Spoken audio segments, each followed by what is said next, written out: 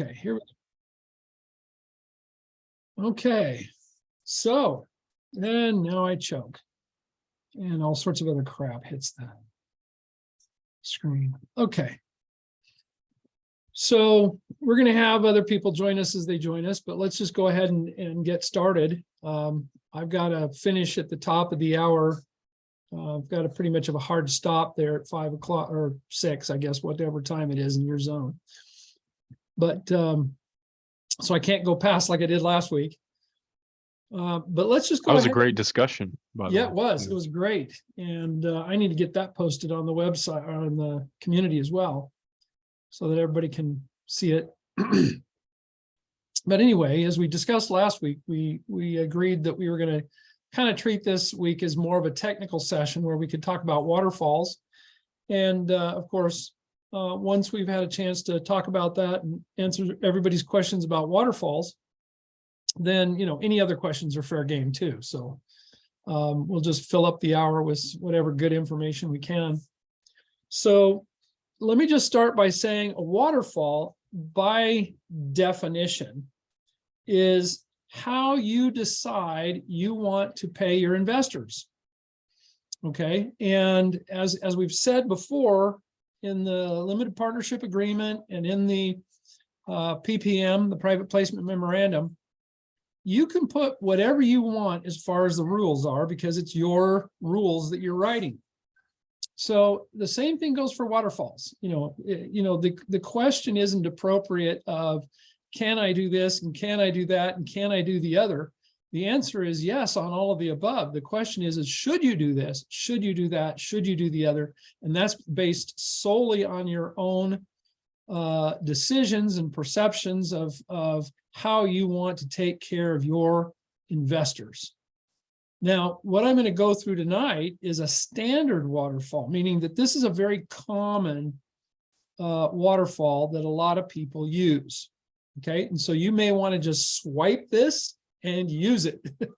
Okay, or you can say, well, I want to tweak it here, I want to tweak it there. Again, it's totally up to you.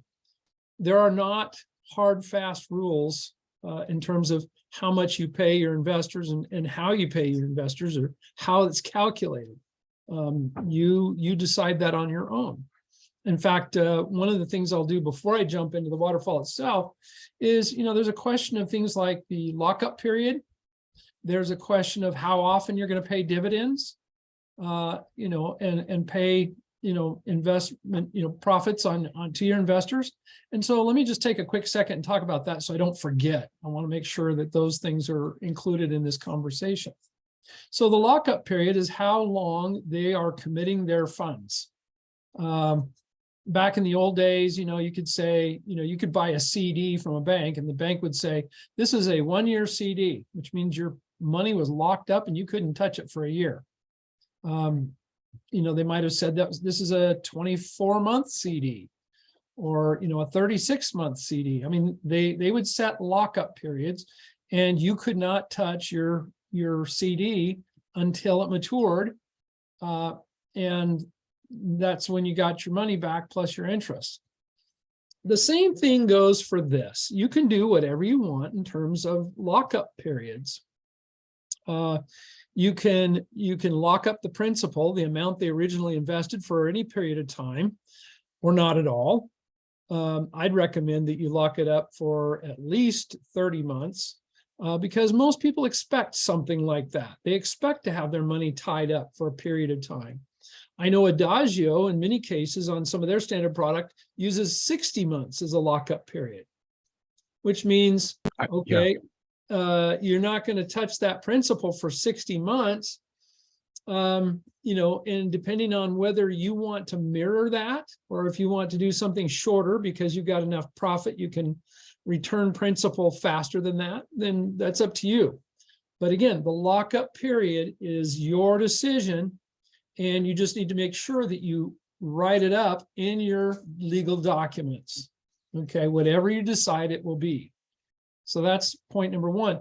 Dividends or profits, same kind of thing. You can decide. You could say, you know what, in 60 months, you'll get your principal and all your earnings.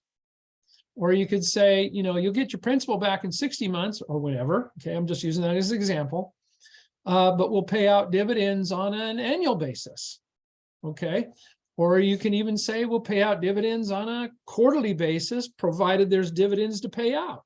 Okay. So again, you can do anything you want as long as you spell it out in your limited partnership agreement, in your PPM, and then that becomes your rule. Okay. And not only would your limited partners have to adhere to that rule, but you would also have to adhere to the rule because you set the rules. So you can't set the rules one way in your legal documents and then turn around and do something different. You can get sued for that. It is a contract. It is a binding contract. So whatever rules you put in there, know that you too will live by your rules. The cool thing is you get to write the rules. So, you know, make sure you write them the way you want them up front, and then you live by them. Okay. And the same thing goes with the waterfall here. You get to write this up however you want. And like I said, we'll go through the standard waterfall so you can kind of understand some of the terminology and some of the things that, you know, many funds do. But again, you can totally do this up however you want. Okay. Just write it up that way. Okay. So with that out of the way, I'm going to jump into what a standard waterfall looks like. And so this little graphical representation that I kind of hand drew down here toward the bottom is really a continuum of interest rates. And then we'll come back up and look at those text boxes there, or those text items, and we'll talk about that. Now, first of all, on the standard, and hopefully you can see my mouse, but on the standard waterfall, the first 8% we call or nickname the preference. So the first 8 points, let's suppose for a second that we have a 25% return on our investment for the year. Okay. So if we have a 25% year return for the year, this is how we divide that money up. Okay. The first 8 points of that 25% we call a preference. Okay. Which means we're going to give 8% or 8 points of those 25% return to the investor before we pay anything else. And this is very common because it sends a really good message. It basically is saying, Mr. Investor, we've got your back, and we're not going to pay ourselves or anything else until you get paid, right? And so that preference is 8% is considered a fair preference to give them. So of those initial 8 percentage points, they get all of it.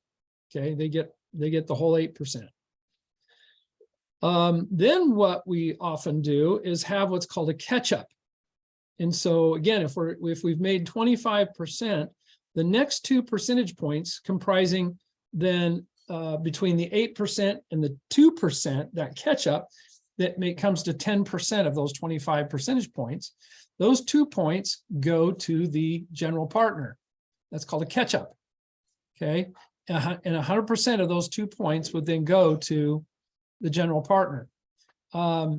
This is also, well, this is a profit split. So you're charging your management fee on a slightly different basis. Your management fee, the 2% or whatever your management fee is, you're collecting that from the fund typically every month. And that's because you have monthly bills to pay out of that management fee. And so we're talking about 2 different things. The management fee, the 2%, you collect every month off the fund, and that goes to pay fund expenses, it pays salaries, it pays, you know, anything and everything that the fund incurs. And so that's a different 2% than this. This is the profit sharing piece. Okay. And so this is 2 percentage points of the total that you're going to end up taking out of profit, which is often an 80-20 split. You hear that 80-20 split. This is what we're talking about here. So effectively, the first 10% is split on an 80-20 split, like normal. But in this case, the preference means that they're getting their 80% of the 10%, 8 points, before you can take your 20% of the 10% or the 2 points. Okay, so that's why they call it preference and catch up. Now, I'm going to just stop there for a second and deviate. Over here, there, you see this little space right there? That represents a different 2 points. If you were to choose to take 2 points off the top before you start paying out the profits to your investors, you can do that, okay? But in order to do that, by law, you've got to be a Series 65, okay? And so there are some funds where... Mark, sorry, just really quickly, and my understanding is you had to go Series 65 at either somewhere between 100 million and 150 million. Not necessarily. Oh, okay. Not necessarily. There is a recommendation that you might want to do that just because you're now reaching a point where the SEC is going to be watching your fund with a lot more scrutiny than before that point. That's what that magic number is about. There's nothing hard and fast about it. The rules affecting your fund don't change as far as I know. Now, I could be wrong on this, but I don't believe the rules on your fund change from $1 to $165 million. Okay, they don't change. Whatever you do with $1, you'd have to do with 165 million. Whatever you do with 165 million, you're already doing since $1. Now, because there's this heuristic, it's just kind of a general rule of thumb that the SEC likes to scrutinize you a little bit more as you reach the big boy status, and instead of when you're small, that there may be a little bit of grace involved in smaller funds. And that's what's implied in that, by the way. But grace is grace, and it's also it's not legislated that way. It's not written up by law that way. It's just basically, you know, from a compliance standpoint, what people think you might be able to slide by with. I personally don't want to play that game. Whatever you do, $165,000,001, you better be doing since $1. But I do understand the thought process. Now, and I was wondering, are there any, you know, guidelines for your management fee? Meaning, if you're dealing with, you know, it depends on who your investor client is, like high net worth individuals different from qualified clients and whatnot, as far as what you're able to charge management fee wise? Nope. There's no rules on management fees, and there's no rules on profit sharing here. Again, you can make it whatever you want. It's whatever you want to be able, whatever you feel you can sell to the investor, right? There's no rules on that. It's the only rule that I'm aware of. And again, I'm acknowledge my novice status here. Okay, is that if you want to take some of your profit before the investor gets it, like that 2% up front, then you've got to be Series 65 licensed. Okay, that's the only waterfall rule per se that I'm aware of. But again, I will acknowledge that I am not the most educated, so take it with a grain of salt and fact check me. But anyway, I just wanted to point that out. Now, the recommendation, even if you're Series 65 licensed, is don't do that. It sends a really strong, powerful, positive message to your investors if they know they're getting the first money out before the general partner does. You know, if they're getting, you know, 8% return on their investment before the general partner sees anything in terms of profit, that sends a really good message. And that's probably why the standard waterfall includes a preference and a catch-up rather than the other way around. Does that make sense?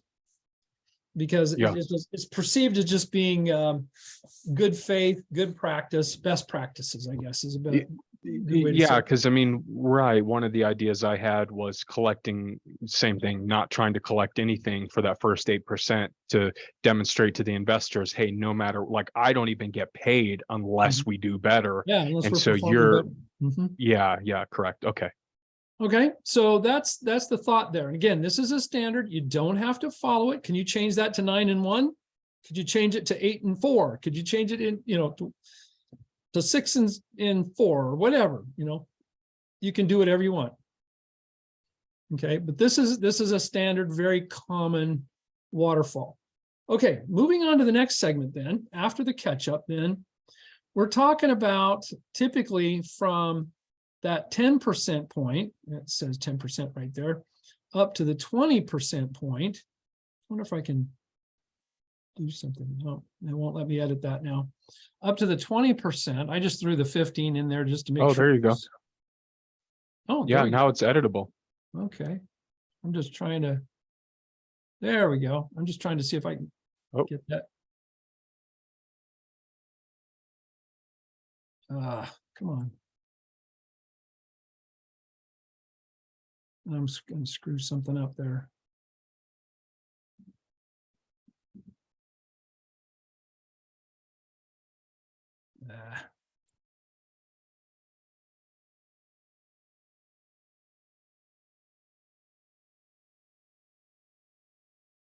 So I'm just learning this. I was just trying to, come on.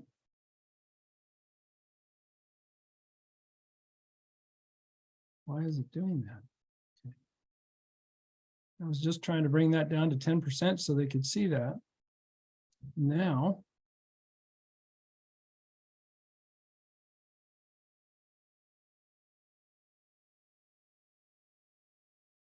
All right, there we go. All right. So anyway, between 10% and 20% over here, I just put the 15% mark in there just to make sure that I had my handwritten hashtags or points of reference there somewhat accurately displayed, relative size. So that 15% doesn't mean anything on the standard waterfall. Now, if you wanted a 15% cutoff on your waterfall, go for it. Okay.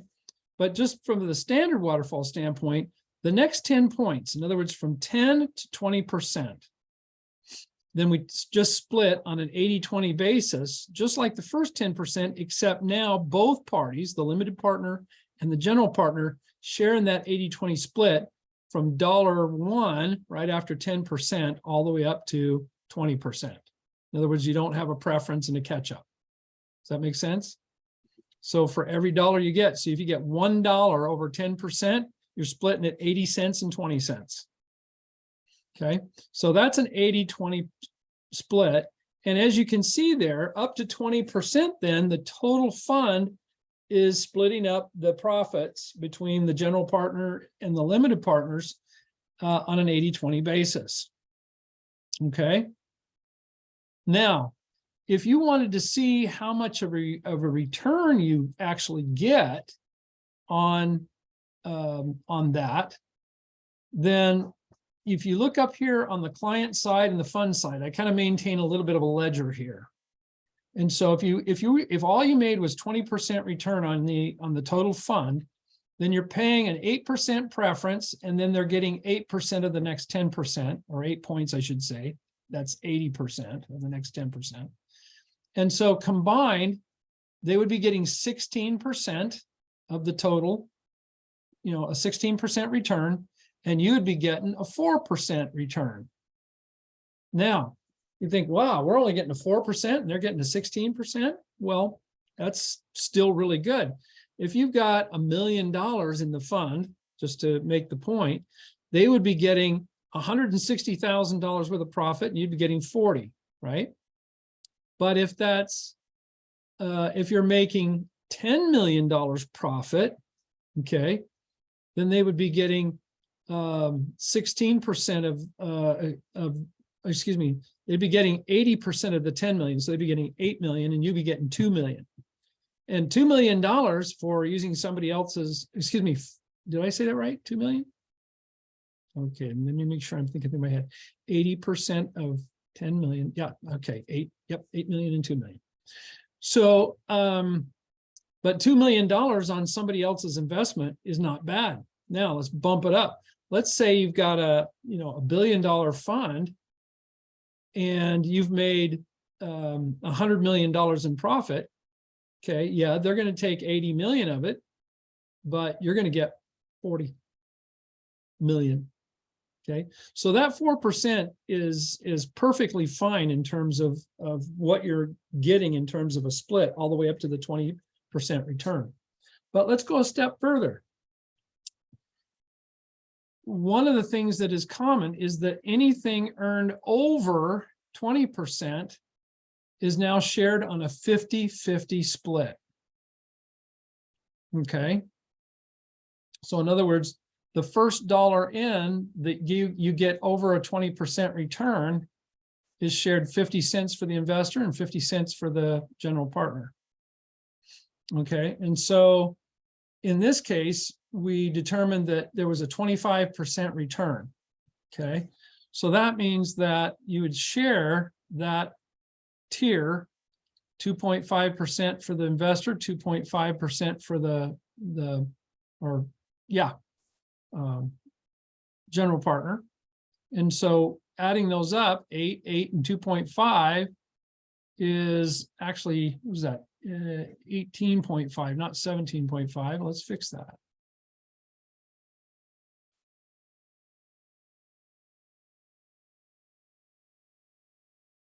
And let's see, this is going to be 6.5. Okay, so that's good.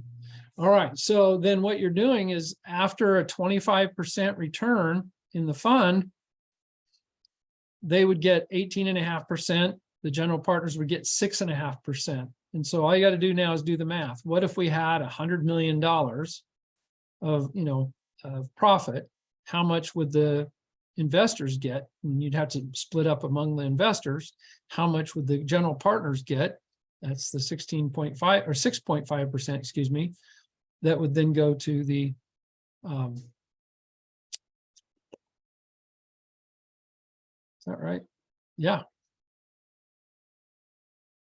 Well, that's the return. Actually, there's 2 percentages there we got to look at. That's what their return would be.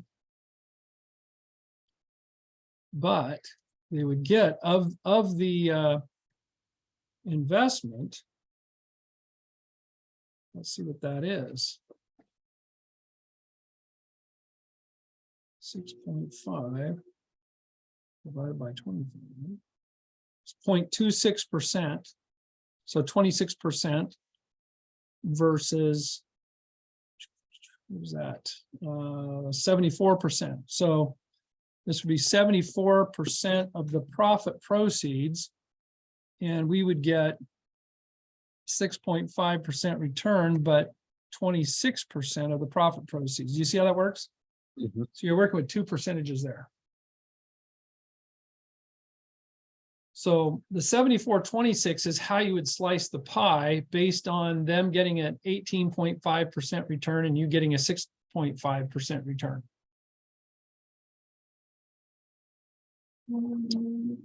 Okay. So the only other thing I want to mention about this until we open it up for some of your questions here is a lot of times, in fact, I just worked on one today where that 50-50 split goes as far up as you have return. So what if, for example, you have a 50% return, not a 25% return. In other words, the fund makes a 50% profit. Well, now you're going 50-50 on 20% to 50%. So 30 percentage points are now being split 50-50. And so if you were to do that, this breakdown up here is going to change significantly. It's going to weight more in favor of the general partner, obviously, who's now getting more than 20%. And it's going to weight less in favor of the investor, who's getting less than 80%, which they were getting all the way up to this point. And so it becomes a much more even split. In fact, if I were to play with it a little bit, I could. Let's see. Oh, no, text. Text is what I want, not this. Okay. I'm still learning how to use this. Seems like a kind of cool tool. Yeah, it's kind of like PowerPoint, but it's got a little bit of idiosyncrasies. So if we were to split above 20%, 50-50, instead of them getting 2.5%, they'd be getting 15%, right? And we'd be getting 15%. Because we're splitting to 50-50. So in that case, when you add that up, it's 8 and 8 is, let's see, 8 and 8 is then 16, and then 15% is 31% that they would getting instead of 18.5. So their rate of return would be 31%. And our rate of return would be 2 and 2 and 15, 19%. Okay, that's what our return would be, or roughly 20%, I guess I should say, 20%. So, if that's the case, let's put up some. So that would be 30%.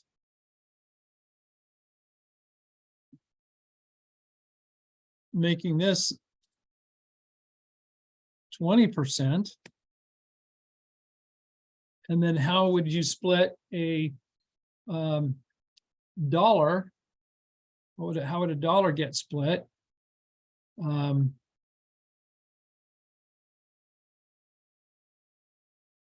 Essentially, that would be a 60-40 split.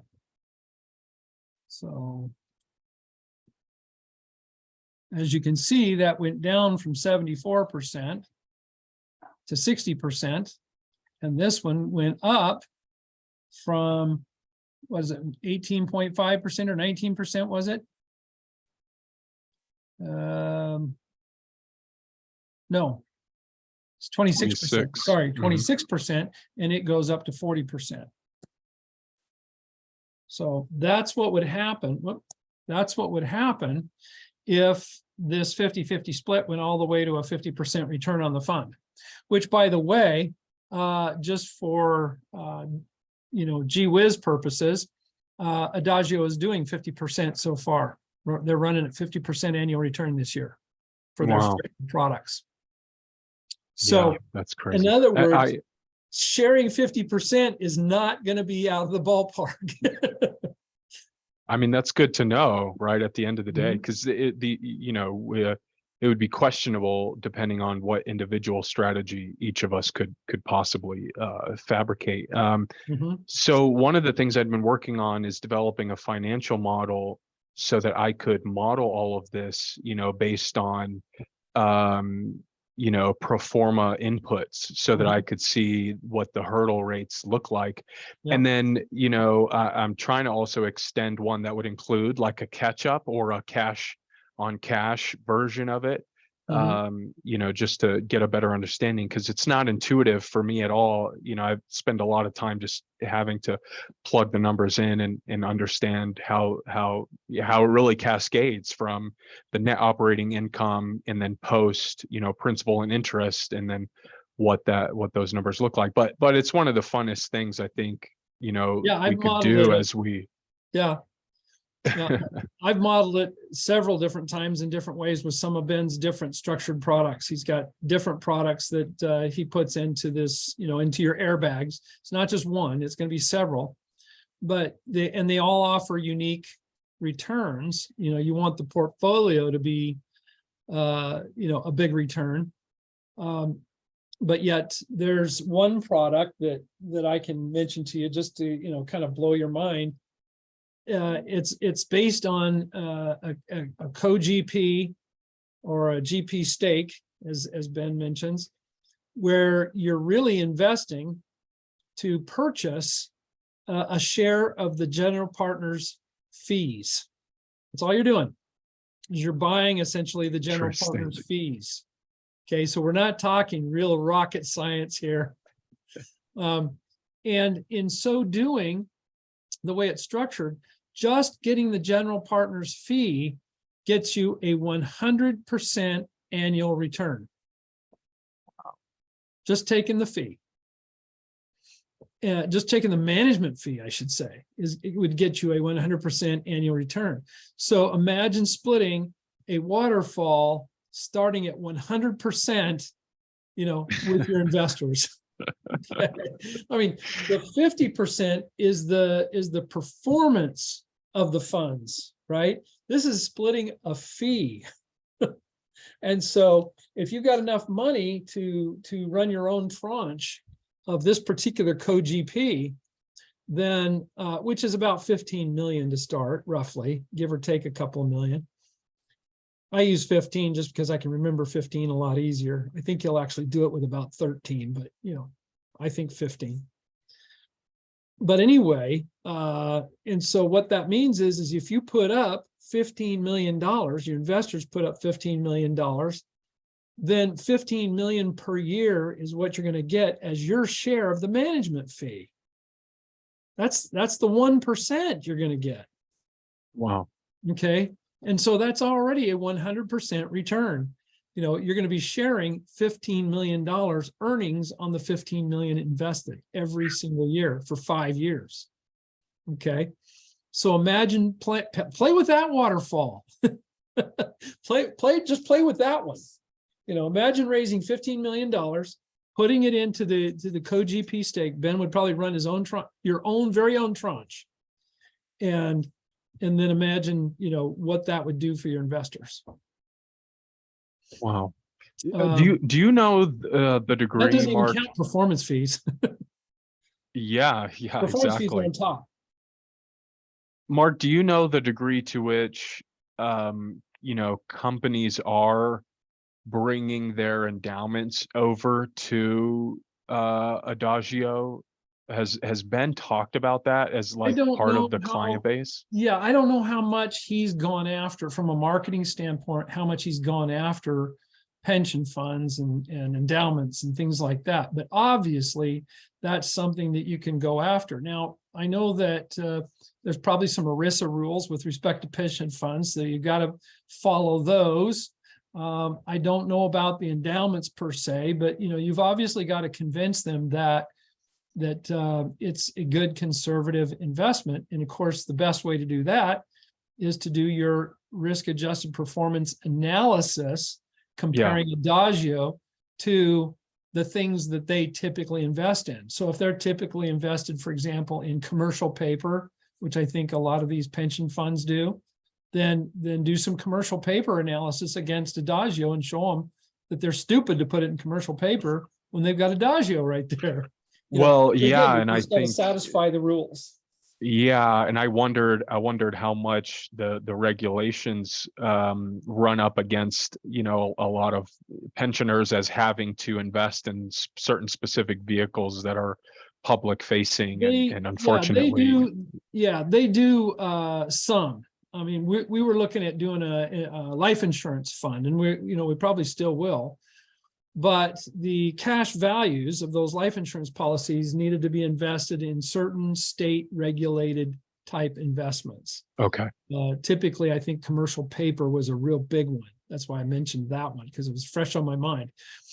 And so, you got to go in there and you got to go to the insurance commissioners in that case and just show them your risk adjusted performance measures and go, guys, these investments that we're talking about doing, these alternative assets, are much more conservative, safer, and generating higher returns than the things that you're already by regulation allowing.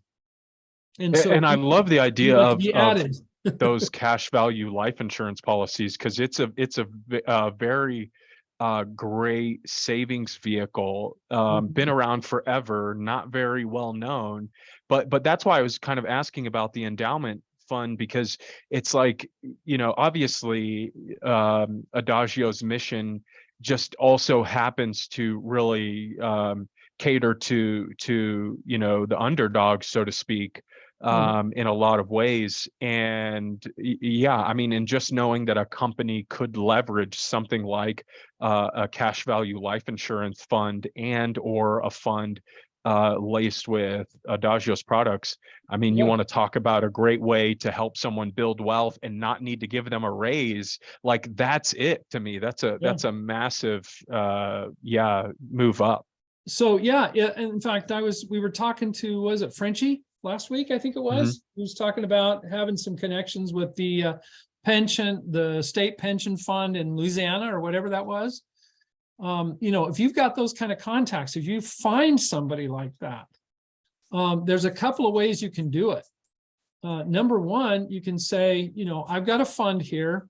It's made up of these kinds of alternative investments. We can show you the risk-adjusted performance returns. Why wouldn't you invest in this? But my point is that if they're interested, and if the dollar amount could be big enough, let's say $50 million or more, then I would get a soft commitment from them. Basically something that is worded like this, we're going to let you, Stephen, go out and see if you can put together a portfolio of alternative assets for us at a targeted return of X. And you can give them that, and we'll work with you to provide, data and history and dollars and whatnot in terms of, what we'd be willing to do if you could do that. And, so it's all contingent, it's non-legally binding, okay? But basically what it's doing is it's setting forth in a memorandum frame of mind, I guess, what you'd be willing to do if they were willing to commit a minimum of $50 million, okay? Then I would take that soft commitment to Ben and say, Ben, I've got a big one on the line here. This is a pension fund, this is a life insurance company, and here's the information that they've provided me. We've got so many people, so many average amounts, so on and so forth. And they're willing to commit $50 million, provided that we can satisfy them that this is a safer and better asset than what they're presently doing, right?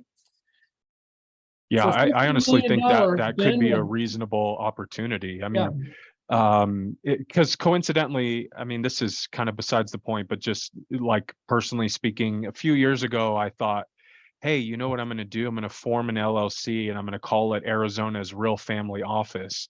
And I'm going to become a financial education company. And then, coincidentally, I found Ben's material, but one of the things that sparked that was seeing how low on, I think we were like 40th in the country for financial education, as a state. wow. Yeah, I mean, something ridiculous. But then, I've been involved, been in the workforce to different degrees and seeing the kind of pension programs out there. And I think there are a number of small firms that again, this would just be a phenomenal opportunity. So I definitely think that could be something worth going after. Here's the point that I want to get to. If you've got a soft commitment of 50 million, okay, or more, then Ben will jump in and help you, and he won't charge any upfront fees. Okay, Yeah. he will just come and help you set the whole thing up. Okay, in fact, he'd take the lead, and you could be the fly on the wall to just simply learn, right? And some of it will be him saying, talk to them about this, talk to them about that. He'll give you, step-by-step instructions, as it were. But then there will be a point in time when he's going to say, I want to meet these guys. And so you can bring the brains of your product into, remember that last week or a week prior, we talked about the different hats that you're going to have in your fund. You're going to have a technical guru, you're going to have a fund manager, and then you're going to have a closer, right? Marketing guru. And Ben is willing, especially when if you're doing a fund, it's a fund of funds that's dedicated to the Adagio alternative assets, then he's your technical guru. You don't need another guru. He is your technical guru. He'll go onto the fund as your technical guru, you'll probably make him a co-GP in your fund, but who wouldn't want someone like Ben as a co-GP in the fund, to be the technical guru? And like I said, if you've got $50 million commitment or more, he won't charge anything up front. Now, he might charge some stuff on the back end, but then you don't have to worry about that. That'll just come out of the fund itself. But the other thing he might do, and this is where if it gets really difficult, if you're having a tough time getting through the door, right? You're talking to Joe Blow, who's, the pension manager or whatever, and he's saying, yeah, and he's interested. You can tell he's interested, but he's doing a lot of due diligence on you, right? You, Stephen, right? And he sounds like he's trying to do an end run. Well, tell me about, tell me how these are Morgan Stanley backed instruments. Tell me more about who the players are. Tell me more about that. In other words, you get a sense that he's kind of setting you up to go do an end run, right? Let him. In fact, suggest it. Say, look, Joe Blow, pension fund manager, tell you what if I was to help you set up your own fund? Okay. And so you say, yeah, let's set up your own fund. Well, okay, I still want a soft commitment that you're going to put, at least $50 million into this. And then I will introduce you to all the players up and down the line. Ben, people at Morgan Stanley, whatever it takes. Okay. We'll help you set up your fund, put these alternative assets in your fund, and get you started. You don't have to go through me, right? On one condition. You, Stephen, get to be a co-general partner in that fund. Mm-hmm. And what's your role? You sit on the board. Sit on the board, be a co-general partner. Then you negotiate what percentage of the general partnership you're going to retain and own. Start out asking for 50%, so or 30 or a third, right? The pension fund is a general manager. They're going to be, third owner. You're going to be a third owner, and Ben's going to be a third owner. See? And so owning a third of that fund to get that deal to close, as opposed to owning 100% of your own fund and it doesn't close, I'd take that deal all day long, right? Owning a smaller slice of pie and something that's big and is going to do well is much, much better than owning 100% of something that you're going to struggle with if you struggle. Okay. Well, also, when you think about the small investment that you've put in, if any. Yep. And you imagine that fund, let's say that fund actually funds at 100 million. Well, you're as a general partner, you look at the waterfalls, right? Let's say it's a standard waterfall. Then basically, having a third of that 40%, that's 13% on a $100 million profit, say. That's still $13 million a year for you. That's your cut. So all I need is 1 year. Yeah, 1 year. And so that's what I mean. Don't be afraid, and always remember to have in the back of your mind that a smaller piece of the pie that is successful is better than having no pie at all. And so that's why I say if they are making noises like, they're looking at you really hard, they're looking right down at your teeth and seeing how long they aren't. and so you can say, look, I don't want to make this about me. If you want, we can help you set up your own fund.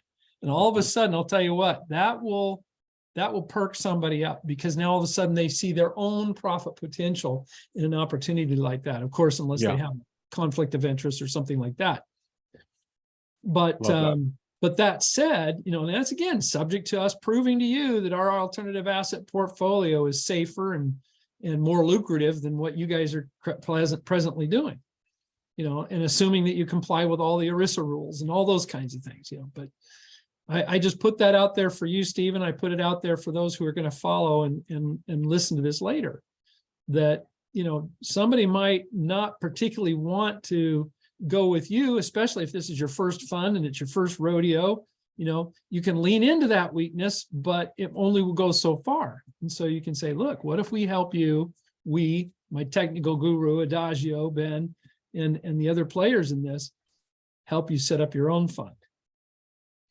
And then you come back with a suggested fund structure, which, more times than not, they'll probably go, oh, okay. And then now you're getting a piece of that. Mm. Well, I think we lost Toby. Yeah. Toby, did we lose you? Thought he was, oh, there he is. Oh, there he is. Now he's coming back. So that's in general what a waterfall is and how you apply it. Let's take the last 14 minutes and just open it up to questions, either about the waterfall or about anything at this point. Do you see these waterfalls changing? Because obviously you mentioned this one is a pretty common one. Does it shift depending on asset class? I mean, is that basically irrelevant as it relates to a waterfall structure? I think it's asset agnostic, Yeah. as Ben would say. So no, this is just typically how a lot of funds just decide to, it's more how you're treating your investors. It has less to do with the assets or the nature of your fund. It has more to do with a philosophy of how do we want to treat the people who are investing in our fund? And, obviously the better you treat them. I mean, imagine how organic your fund is going to grow when, number one, people start seeing the kind of returns that they could potentially get. You're targeting 25 to 30%. So you're targeting a return that they would net of 18.5% return on their investment. How much of that's going to send people going, whoa, I want to go talk to somebody, especially if we can also structure it so they're doing it with pre-tax dollars. Now you're adding whatever their tax bracket is on top of that return. Okay, another 30%, right? And then when they see, how that split, at 25% return, I should say, yeah, how that split in terms of, how much of the total profit pool they're going to get versus the general partner, 74% of the profit pool versus 26% of the profit pool. And then you can tell them, oh, by the way, guys, right now, so far this year, Adagio's they're on track to do a 50% return this year in their portfolio. So what would that look like? Well, that looks like, based on what we were just talking about, the opportunity of, going after certain endowments and whatnot, pension funds, I think now is actually one of the best times because people are hurting. Like whatever exposure to the public equities that these pension funds have, I mean, they're just getting decimated. Mm-hmm. Yeah, and then when you bring Toby in and he starts talking about setting this up in a tax advantaged way through trusts, and they can anticipate, not paying taxes on this. And investing with pre-tax dollars. And investing with pre-tax dollars, then you're talking even more. And so I can imagine, you show this in your pitch deck to somebody, they get excited about it. Where do I sign? They get signed up, they put the first $1 million in, and then they're telling all their friends. Yep. They're telling their friends, oh my gosh, look what I found, look what I'm doing. People don't shut up about that sort of thing. You can bet that your fund will be all talked about on golf courses all over the country, right? Yeah. Honestly, it would be really cool to get like a slide in, the pitch deck on specifically what you're talking about, Toby, as far as the pre-tax. Yeah, might need to be like 10 slides, but sure. Yeah, right. If you basically just say, work with us on this and we'll show you how to get the tax advantage status. Yeah. You don't have to go into a lot of details of how you do it. If they say, how do you do that? You just say, we work with some legal structures and some trusts, and we've got accountants that know how to do this in a way that you basically will put it in with pre-tax dollars and defer your taxes on the back end indefinitely. So essentially it's amazing money. Yep. So, and not only that, but you'll find other tax savings in other aspects of your business and your financial life. So. Yeah. Well, the money. okay, so then Toby, but are you comfortable if I put your name and face as part of the team? Because that's one of the things I think about, obviously, right? Is as I'm communicating, it's the team element's a big part of this, because that helps Yeah. draw the focus off of me. That's like, I think a big part of the game for me is like, you don't look at me, because I'm not the one that's going to structure these financial products. I'm not the one that's going to be doing this. It's going to be these technical experts. Yeah, and so, yeah, you can put him down as another technical guru right alongside of Ben. He'll work with his team to make that happen for you. Yeah, absolutely. Cool. So anyway, that's that. What else can we answer? What other questions? Anthony, do you have any questions? No, I don't have any questions tonight. Just listening, taking notes. Okay. Just I have a question. studying everything. Okay, Sure. So- Go ahead. good. Toby, you got a question? Yeah, my question is, why haven't we done this yet? Why haven't we done It's so what? funny. I was thinking earlier, but I was just thinking this again. I said, I know some of us have this thing where we feel like we have to know the answers. Like there are these questions we think are going to come up, these objections, and we just want to be prepared to talk through it. Especially when it comes to like the risk metrics. Mhm.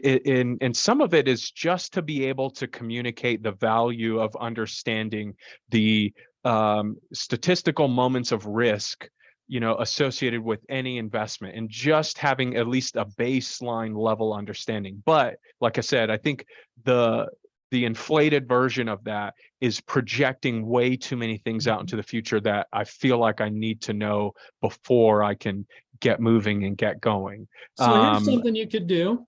All right. You don't have to know all the answers. You already know that, at least conceptually. So let me help you understand that you don't have to know all the answers right down here. Imagine having all those technical questions. You've written them down, and I'll tell you what, you're going to write down far more technical questions than any investor can possibly think of. All right. Then have a webinar or have a podcast. Just have your own Zoom with Ben and archive it. Okay. Have your own Zoom with Ben and ask Ben the questions. Have the conversation and tell him what you're going to do. Not that he'll necessarily change his answers, but just say, I want to record this for potential investors. So, that'll let him know not to drop the F-bombs. And Maybe. I rather enjoy maybe. them, honestly. But anyway, the point is he'll approach it as though he were talking to an investor, not just talking to you, right? And so then you can ask him the questions and he'll give you the answer. Now that you've got it recorded, you don't have to remember it. It's in the archived Zoom meeting. And then now if somebody asks it, you can send them your link to your archived Zoom meeting with Ben and say, look, I'll let you talk to the head of Adagio and he'll answer all your technical questions. And you can even list out the questions out to the side or whatever on the thing, or you can amp up your videos so that it's as investor friendly as you want it to be. But he then is giving the answers, not you. And what that does is it brings you personally, Stephen, more credibility, because now they're looking at Ben and he's the guru. He's expected to know the answers. You're not. And because you were able to put the investor in front of Ben, he now has a lot more faith and credibility in what you're doing, because you've introduced him to your technical guru, the brains behind it all. Right? You've pulled back the curtain and you've shown him the man behind the curtain. And you say, listen to him. Right. And so that's one thing you could do if you want to make sure that you have all the technical aspects of this covered. Just create it as a back pocket presentation that you could then link them to, because 99% of your investors aren't going to ask those questions. Right. They're not even going to that's think. the reality. They don't even know enough to ask a question, let alone what kind of question to ask, right? So, I do have a question. uh-huh. So can we go through more stuff like this? So like maybe the documents, could you break those down on Sure, we can one take a week and on go one through meeting? the LPA and through the PPM. Those Yeah. are things that I know about because I've written lots of PPMs. Okay, This yeah, isn't my first rodeo when it comes to PPMs. That's one of my easier parts. As far as customizing the PPM to funds, now that is new. okay, But PPMs for PPM's sake, no, I can talk about PPMs all day long. And so, yeah, okay. we can do another one that's more of a technical conversation about, LPA. We can take 1 week and do the LPAs, another week and do the PPMs. The main thing, guys, is you've all seen a couple of pitches. So we all ought to be right now doing pitch deck preparation and then showing the pitch decks to the group here. And that's another thing I was going to address with you, Stephen, was when you do your pitch deck, we will give you a lot of the feedback that you'll need on that, at least to have it at a point where you feel comfortable sitting down with your first potential investor. Okay. And so Yeah. don't hold back on your pitch deck. I mean, everybody should be saying, hey, my pitch deck's ready. Let me review it with you guys. And we should be setting up pitch deck presentation for weeks ahead of here.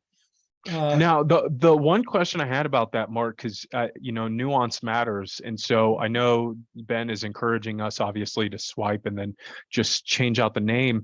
And I guess I'm trying to visualize the flow of that because, so for example, and maybe this is a little bit of imposter syndrome. So, technically, I'm an associate of Adagio because I'm interested in promoting Adagio and leveraging, our Right. relationship now. But if I'm communicating about the performance, am I saying we as though I'm associated with Adagio? No, you're saying Even me as though, though I have a fund, and because I'm investing in Adagio structured products, we have this return. okay, We have this history because you're using the history of Adagio for your products. Okay, and you can legitimately do that, right? Because that's assuming that that's what you're investing in. Now, if you're doing another fund that's all, multifamily or commercial real estate or whatever, obviously you now have to reinvent all that. But if you're approaching it from the standpoint of this is going to be a fund of funds in which I'm going to put potentially, all those things that we read off last week, and you're going to put 99% of it into Adagio structured products, then that is your return. That is your history. Okay. And that's why he's willing to say, just take my history. Okay. Take my pitch deck. Now, I was probably exaggerating a little bit last week. So let me get a little more realistic on the pitch deck thing. Okay. Yeah, you could, in theory, literally scrub Adagio references and put your own name on it, right? But look, make it your own. yeah, Okay. absolutely. In other words, follow the format. Can you lift some language? Sure. Okay. But make it yours. Make it uniquely Stephen. Anthony, Well, make it uniquely Anthony's. Yeah, a lot of it would come from, I know we have just a minute here. A lot of it would come from actually the book, because there are just some specific passages from the book that are just like, ooh, man, if I could just put that in my pitch deck. Yes. Correct. He's saying, yes, do it. Cool. Do it. He's not one of these guys that's watching out to make sure that you haven't violated any copyright laws. He's saying, take my material, use it, lift it. And I like what Mark does. He puts it in crayon language because of who we're probably going to be speaking with. We almost have to dumb it down. So that's what your pitch deck is going to be. You're going to take it and you're going to literally put it in crayon language that you can use for your investor, your audience, your audience.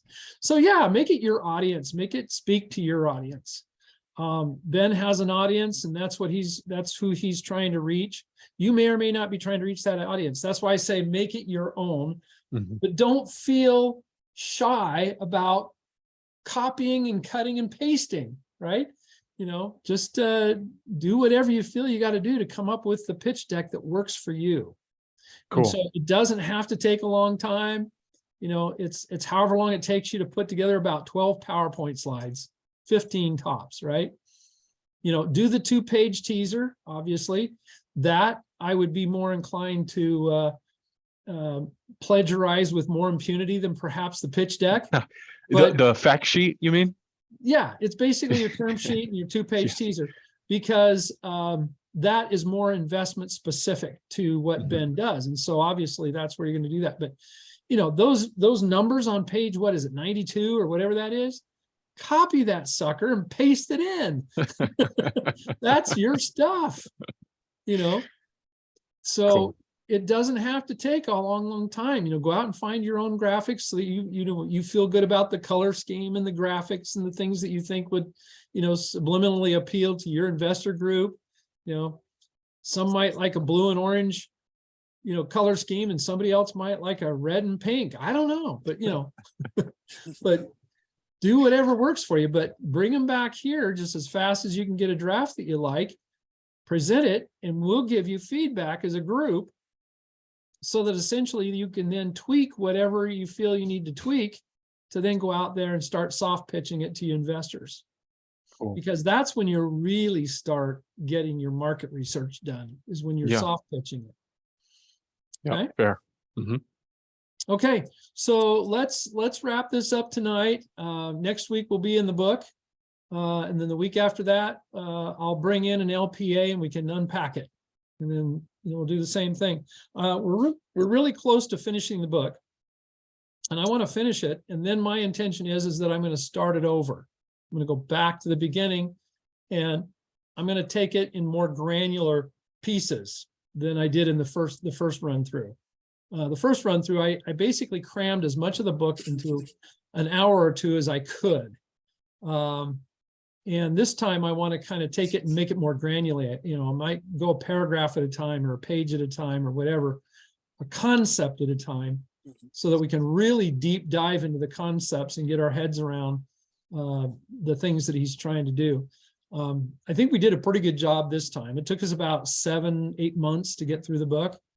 And so this next time, if it takes me 2 years to get through the book, I'm just okay, or 3 years to get through the book. But I want to really dive deep into this. We'll record them. We'll have them archived so that people can go back and review them that way and get a better idea of what it is we're covering. Yeah, I mean, some of these concepts are absolutely critical. I mean, Yeah. the degree to which you really understand how money is made and bridge that gap to how you can create money through this process. I mean, I think that's one of the knowledge hurdles that a lot of us needed. Yeah. And it's interesting because today I was on a call with, or a Zoom call with another person, and we were talking about Ben's secret sauce.